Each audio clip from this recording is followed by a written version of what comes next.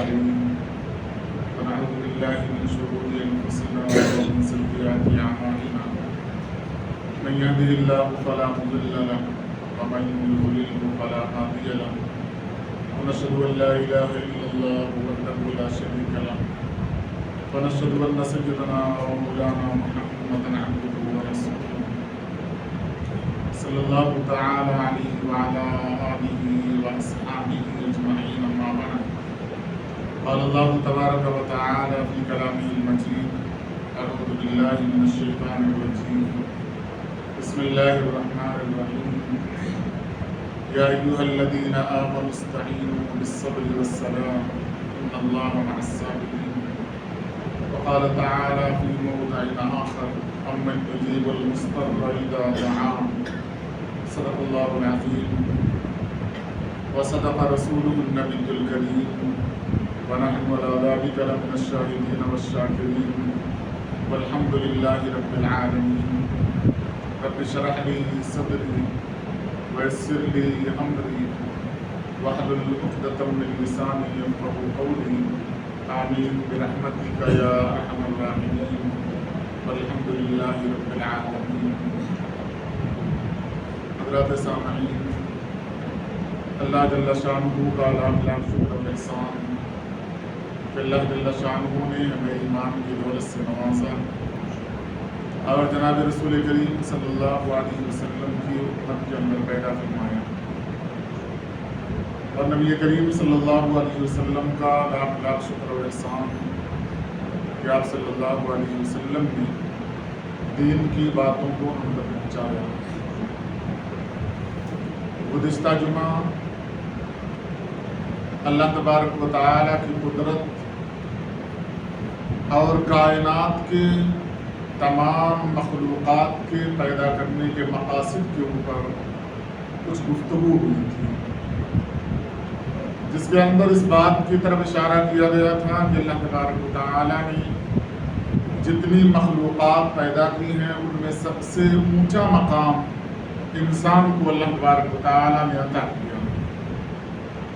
اور اس بات کی طرف بھی تذکرہ اشارہ کیا گیا تھا کہ اللہ کی قدرت کے اندر، اللہ کے خزانے کے اندر ایک چیز کی کمی ہے جسے ذلت کہا جائے، کمی کہا جائے. اس ذلت اور کمی کی تکمیل کے لیے اللہ تبارک و تعالیٰ نے انسان کو بنایا کہ انسان اللہ کے سامنے اپنی عاجزی کا اظہار کرے گا، اپنے کمی کو پیش کرے گا، اپنی کوتاہی کو پیش کرے گا، اپنی کم ہمتی کم طاقتی کو پیش کرے گا، اور اللہ تبارک و تعالیٰ اسے وہ چیز عطا کریں گے جس کو بندہ مانگ رہا ہوگا، چاہ رہا ہوگا، مطالبہ کر رہا ہوگا. اور ضمناً اس بات کا بھی تذکرہ کیا گیا تھا کہ جب انسان اشرف المخلوقات ہے، اللہ کے نزدیک اس کا اتنا اونچا مقام ہے، تمام مخلوقات میں اللہ تبارک و تعالیٰ نے اعلیٰ اور عرفہ مقام رکھا، تو پھر انسان اور خاص کر کے انسانوں میں مسلمان اتنی ذلت اور پستی میں کیوں چلا جا رہا ہے. اور یہ بتایا تھا کہ ایک ایسی چیز ہے کہ جسے مسلمان اپنائیں اور جس طریقے سے اللہ تبارک و تعالیٰ چاہ رہے ہیں اس طریقے سے اگر اس کو اپنایا جائے تو اللہ تبارک و تعالیٰ سربلندی، عزت، حکومت، وہ مقام اب بھی دنیا کے اندر اللہ تبارک و تعالیٰ دے سکتے ہیں.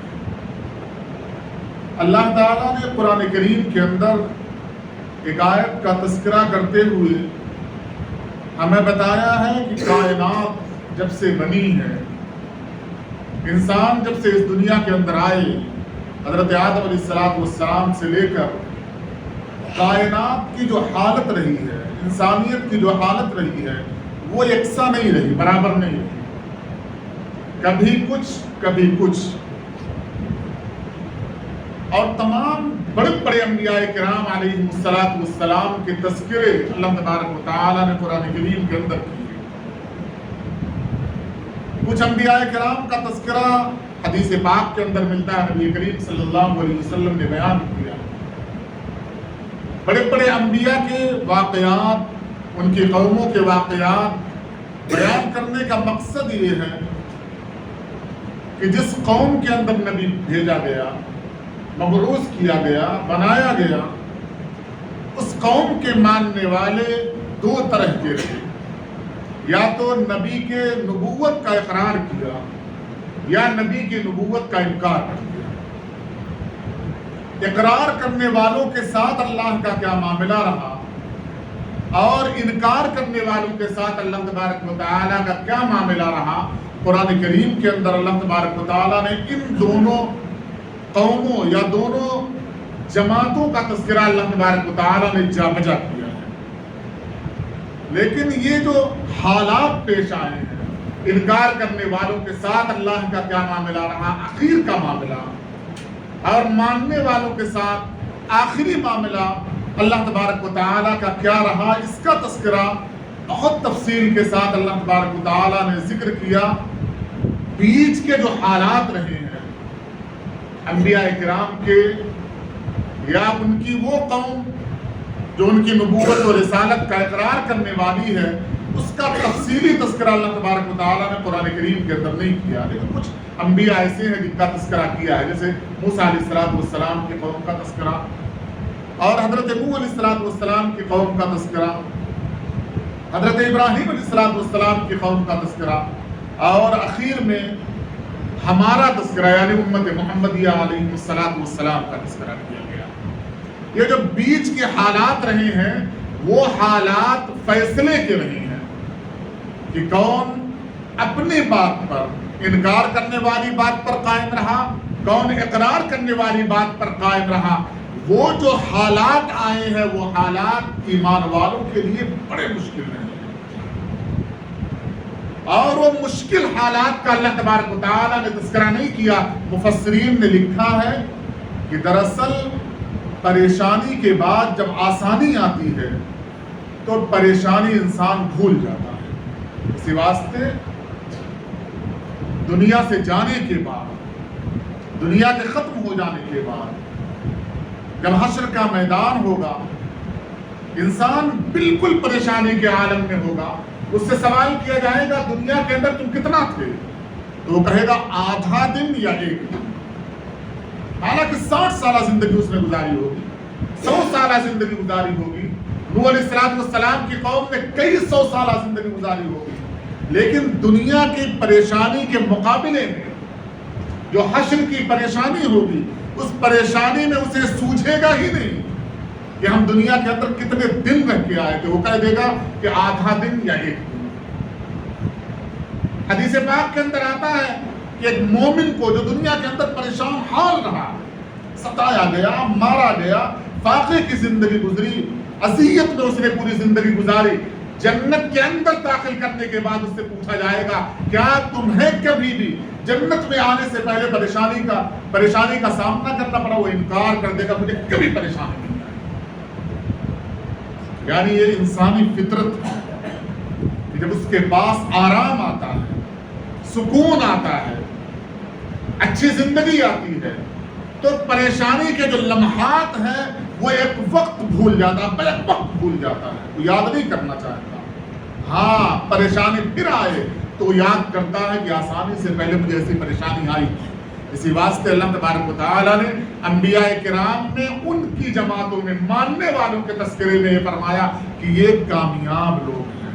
اتنا کہہ کے اللہ تبارک و تعالیٰ نے اس واقعے کا تذکرہ ختم کر دیا، ہمیں نصیحت دی، ہمیں بتایا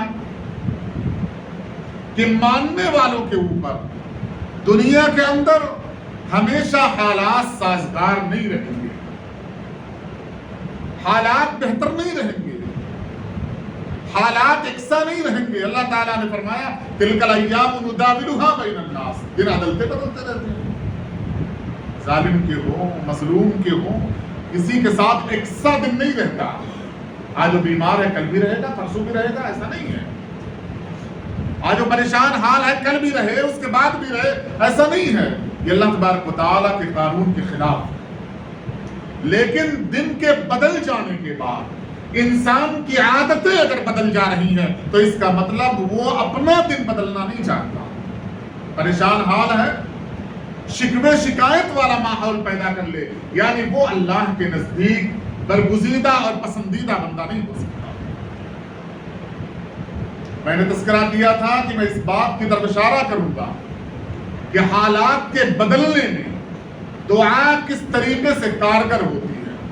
انبیاء کرام نے کیا طریقہ اپنایا تھا، حالات کیسے سازگار کیے، آپ صلی اللہ علیہ وسلم کا کیا طریقہ رہا، صحابہ کرام کا کیا طریقہ رہا، قرآن کریم نے اس طرف ہماری کیا رہنمائی کی۔ اس بات کو یاد رکھیں کہ جو عبادت ہے اس کا جو اصل ہے، جو مغز ہے، آپ صلی اللہ علیہ وسلم نے فرمایا وہ دعا ہے، الدعاء مخ العبادت۔ اور دوسری روایت کے اندر آپ صلی اللہ علیہ وسلم نے فرمایا الدعاء هو العبادت، کہ دعا ہی عبادت ہے۔ لیکن دعا کسے کہا جاتا ہے، کیسے مانگا جائے گا، یہ اللہ تبارک و تعالیٰ نے حضرت آدم کو پہلی بار بھیجا اور سکھا کر بھیجا، اس کے لیے پورے حالات بنائے گئے۔ میں نے گزشتہ جمعہ بھی بتایا تھا، آج بھی میں نے بتایا ہے کہ اللہ کے خزانے کے اندر کمزوری نہیں ہے، ذلت اور پستی نہیں ہے۔ اس واسطے اللہ تبارک و تعالیٰ نے وہ صفت ہمارے اندر رکھی تاکہ ہم اس کمزوری کا اللہ کے دربار میں اقرار کریں اور اللہ تبارک و تعالیٰ سے مطالبہ کریں، اور اللہ اس کمزوری کو دور کرے، ہمیں عطا کرے۔ حضرت آدم علیہ السلام سے غلطی ہوئی، بعض مفسرین کے نزدیک غلطی کرائی اللہ تبارک و تعالیٰ نے، ایک نظام اللہ تعالیٰ نے بنایا دنیا کے آباد کرنے کا۔ آدم علیہ السلام کو جنت میں رکھا، جہاں پر مفسرین نے لکھا ہے کہ اندھیرے کا نام و نشان نہیں تھا۔ دنیا کے اندر آنے سے پہلے حضرت آدم علیہ السلام نے اندھیرے کو دیکھا نہیں تھا کہ یہ کیا چیز ہوتا ہے۔ اجالا جنت کے اندر، اللہ تبارک و تعالیٰ کی رحمت۔ غلطی ہوئی، اللہ نے کپڑوں کو چھینا، پتے سے اپنی شرمگاہ کو چھپایا، اور دنیا کے اندر اللہ تبارک و تعالیٰ نے نازل کیا۔ یہاں پر جب آدم علیہ السلام آنے لگے تو اللہ تبارک و تعالیٰ نے انہیں دعا سکھائی، مانگنے کا طریقہ سکھایا۔ کہا غلطی ہو گئی، غلطی کرنے کا اختیار آپ کے پاس ہے، اتنی صلاحیت ہم نے انسان کو دیا کہ وہ غلطی کر سکتا ہے، لیکن غلطی ہو گئی، اس غلطی کی پابجائی کر دے، غلطی کا خاتمہ کر دے، یہ انسان کے اندر اللہ تبارک و تعالیٰ نے صلاحیت نہیں دی۔ کہا غلطی کرنے کی صلاحیت تمہارے اندر ہے، غلطی کے معاف کرنے کی صلاحیت یا اس کے ختم کرنے کی صلاحیت ہم نے انسان کے اندر نہیں رکھی، اللہ تعالیٰ نے فرمایا ہم نے اپنے اندر رکھی، سکھایا آدم علیہ السلام۔ کھانے کی ساری چیزیں موجود تھی، رہنے سہنے کے لیے ساری چیزیں موجود تھی، لیکن جو غلطی ہو گئی ہے وہ کیسے ختم ہو جائے گی؟ اللہ تعالیٰ نے فرمایا دنیا کے اندر جاؤ، کیا کہتے ہوئے جاؤ، کیسے مجھ سے مانگنا؟ ربنا ظلمنا انفسنا وان لم تغفر لنا وترحمنا لنکونن من الخاسرین۔ جو اللہ کے خزانے کے اندر جو چیز نہیں تھی وہ اللہ تبارک و تعالیٰ نے سکھا دیا، جب ذلت لے کر جاؤ مجھ سے مانگو۔ حدیث پاک کے اندر آتا آدم علیہ السلام نے کئی سال تک، بعض روایتوں کے اندر آتا 40 سال تک اللہ تبارک و تعالیٰ سے دعا کی۔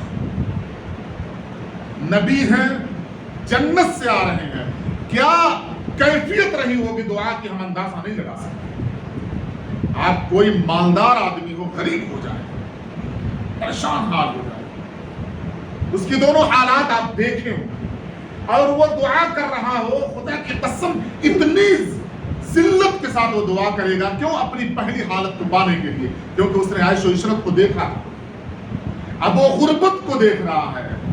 دونوں حالتوں کو دیکھنے والا اللہ سے کیسے دعا کرے گا کہ کسی طریقے سے پھر مالدار ہو جاؤں، صاحب ثروت ہو جاؤں، یہ پریشانی کی زندگی گزر جائے؟ وہ جیسے دعا کرے گا آپ اندازہ نہیں لگا سکتے ہیں جب تک وہ حالات نہ آئے۔ آدم علیہ السلام نے جنت کو دیکھا تھا، اس کے عیش کو دیکھا تھا، اللہ کی رحمت کو دیکھا تھا، اللہ کے قرب کو دیکھا تھا، اللہ کے جلال ساری چیزوں کو آدم علیہ السلام نے دیکھ لیا تھا. اب آدم علیہ السلام اللہ تعالیٰ سے دعا کر رہے ہیں, کیا کیفیت ہوگی؟ لیکن مفسرین فرماتے ہیں 40 سال لگ گئے. 40 سال لگ گئے. کیا کوئی کمی آدم علیہ السلام کے دعا کرنے میں نہیں ہوگی؟ نہیں. انبیاء دعا دکھانے کے لیے نہیں کرتے. ہماری دعائیں ہوتی ہیں, ہم دعا پڑھتے ہیں, ہم دعا کرتے نہیں, کیونکہ حالات بن گئے. دعا کہا جاتا ہے حالات آئیں اور زبان سے وہ کلمہ نکلے جو دل کو اچھا لگے, دل کو محسوس ہو رہا. آپ کو چوٹ لگے, آپ کے قریب آپ کے والد ہوں, تو زبان سے والد کے علاوہ کوئی لفظ نہیں نکلے گا, کیونکہ آپ کو پتا ہے کہ اس مار سے اگر مجھے اب کوئی بچا سکتا ہے تو میرے والد بچا سکتے ہیں. لیکن والد نہ ہو, والدہ ہو, تو آپ کے زبان سے والدہ کا نام نکلے گا. کوئی نہ ہو, کوئی نہ ہو, آپ مار کھا رہے ہو, کوئی بچانے والا نہ ہو, تو صرف اللہ کا نام نکلے گا, چاہے وہ مشرک ہی کیوں نہ ہو. کیونکہ آدمی کی جو امید ہوتی ہے, اس امید پر اس کی زبان سے نکلنے والی چیز کو اللہ تبارک و تعالیٰ نے دعا قرار دیا. اس واسطے فرمایا ادعونی, مجھ سے مانگو. مانگنے کا کیا طریقہ ہونا چاہیے؟ انبیاء کرام کو اللہ تبارک و تعالیٰ نے قرآن کریم کے اندر ذکر کر دیا. آدم علیہ السلام نے کہا تھا ربنا ظلمنا, ہم نے غلطی کی, ہم نے ظلم کیا. اس کے اوپر اپنی ذات کو, یہ نہیں کہا کہ اللہ کیا پریشانی کے حالات آپ نے میرے اوپر نازل کر دیے. دونوں میں بڑا فرق ہے. دعائیں قبول کیوں نہیں ہوتی, ہم اللہ کے قریب کیوں نہیں جا پاتے, دونوں میں فرق ہو جاتا ہے. جو اللہ کا قریب ترین بندہ ہوتا ہے وہ پریشانی کے آنے کے بعد اپنے آپ کو قصوروار قرار دیتا ہے کہ اللہ میں نے غلطی کر لیا. ربنا ظلمنا انفسنا, اے اللہ میری ذات نے غلطی کی, میں نے اپنے اوپر ظلم کر لیا ہے. وَإِن لَمْ تَغْفِرْ لَنَا وَتَرْحَمْنَا, اگر آپ نے مغفرت نہ کیا, اگر آپ نے رحمت نہ کیا, آپ نے رحمت نازل نہ کیا, میں گھاٹے اور خسارے اٹھانا. حدیث کے اندر آتا ہے شرم کی وجہ سے آسمان کی طرف نگاہیں 40 سال تک آدم علیہ السلام نے اٹھائی کہ جس رب نے مجھے جنت میں داخل کیا تھا, جس نے مجھے منع کیا تھا کہ ہذہ الشجرۃ ولا تقربا ہذہ الشجرۃ, اس درخت کے قریب نہ جانا, وضاحت کے ساتھ اللہ تبارک و تعالیٰ نے مجھے منع کر دیا تھا, مجھ سے غلطی ہو گئی. کیسے اللہ تبارک و تعالیٰ کی طرف دیکھوں, کیسے عرش کی طرف دیکھوں, کیسے آسمان کی طرف دیکھوں, یہ کیفیت رہی. اللہ تبارک و تعالیٰ نے دعا کو قبول کر لیا, اور انبیاء سے اللہ تبارک و تعالیٰ ناراض نہیں. لیکن یہ حالات اس واسطے پیدا کیے جاتے ہیں تاکہ انبیاء کی جو امتیں ہیں ان امتوں کو سبق ملے کہ جو اللہ کے قریب ترین بندے ہیں, جب ان کے ساتھ یہ معاملات ہو جا رہے ہیں تو ہم اور آپ کیا ہیں, ہماری کیا کیفیت ہونی چاہیے. اللہ تبارک و تعالیٰ نے فرمایا قرآن کریم کے اندر امن یجیب المضطر اذا دعا, کون ہے جو بے چین دل کی بات کو سنتا ہے, قبول کرتا ہے. آیتیں بے شمار ہیں. حضرت یونس علیہ السلام کا آپ واقعہ اٹھا کر دیکھیں, غلطی ہوئی, اجتہادی غلطی, سوچ کی غلطی ہوئی ہے, قوم بات نہیں مان رہی ہے. اللہ تبارک و تعالیٰ کا وعدہ تھا اب عذاب آ جائے گا, اب بھی آ رہا ہے, یہ اللہ کا وعدہ نہیں تھا. کشتی کو چھوڑ دیا, کشتی میں سوار ہوئے, کشتی بھنور میں ڈوبنے لگی. اللہ نے کہا کوئی اپنے رب کا نافرمان اس کشتی کے اندر شامل ہو گیا, جب تک وہ کود نہیں جائے گا, چھلانگ نہیں لگا دے گا, یہ کشتی بچ نہیں سکتی. حضرت یونس علیہ السلام دریا کے اندر کودے. مفسرین لکھتے ہیں کہ اللہ تبارک و تعالیٰ نے پہلے انتظام کیا تھا, بڑی مچھلی کو رکھا تھا اور کہا تھا منہ کھول کے رکھنا, میرا بڑا قریبی بندہ, برگزیدہ بندہ تمہارے پیٹ کے اندر آنے والا ہے, کوئی تکلیف نہ ہونے پائے.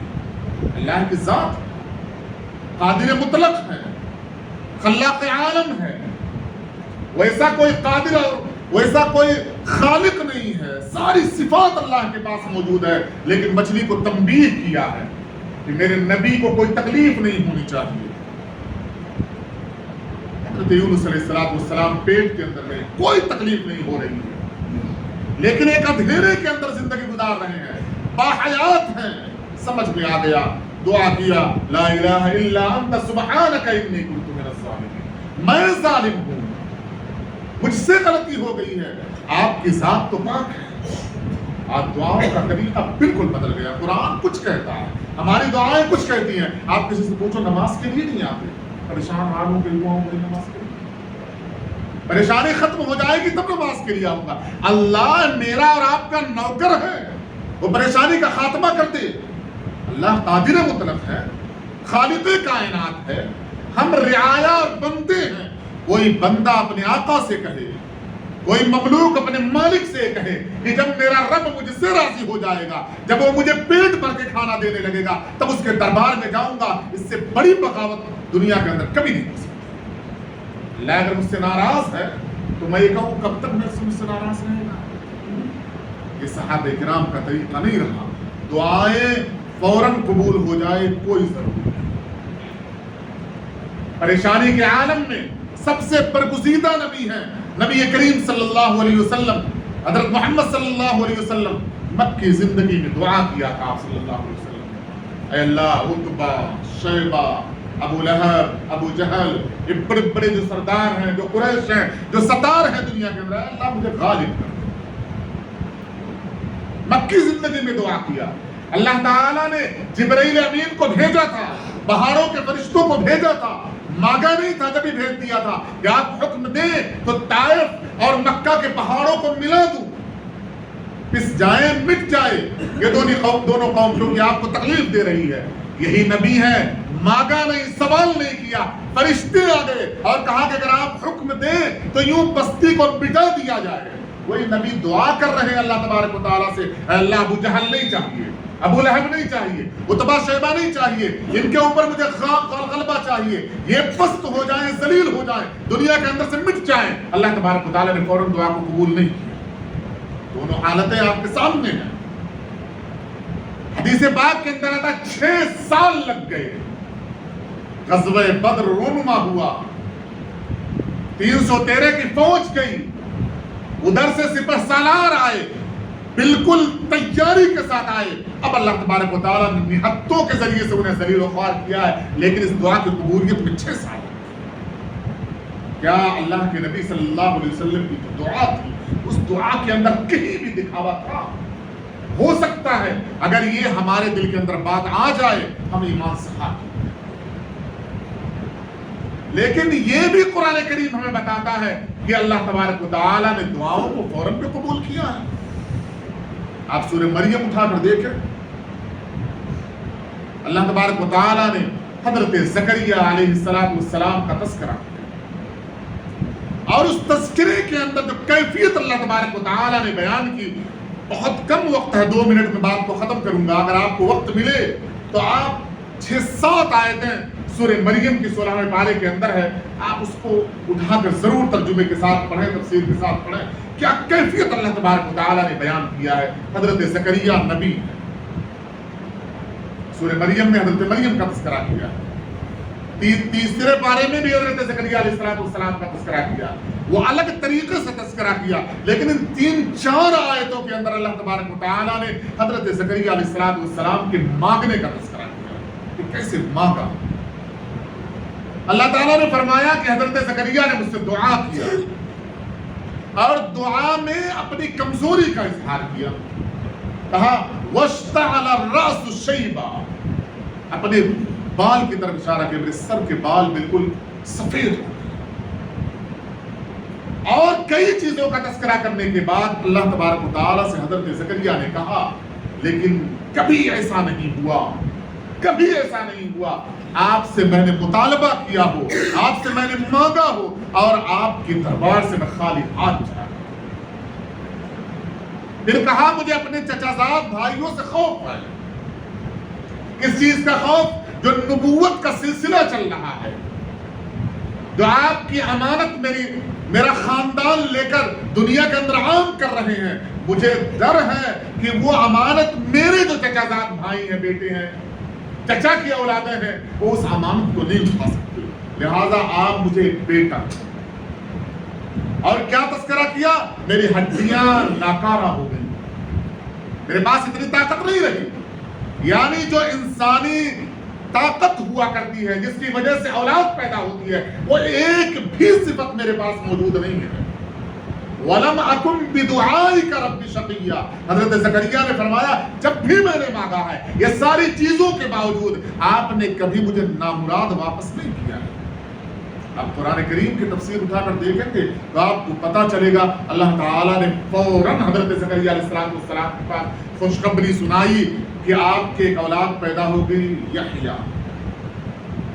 اور بیوی نے جب یہ سوال کیا اب کیسے اولاد پیدا ہوگی اللہ تعالیٰ نے فرمایا قال کذالک ایسا ہی ہوگا. کیسا ہوگا؟ جیسے طاقت کے زمانے میں اولادیں پیدا ہوا کرتی تھی اب بغیر طاقت کے بغیر اسباب کے اللہ تبارک و تعالیٰ فرما رہے ہیں کذالک ایسا ہی ہوگا اولاد پیدا ہوگی.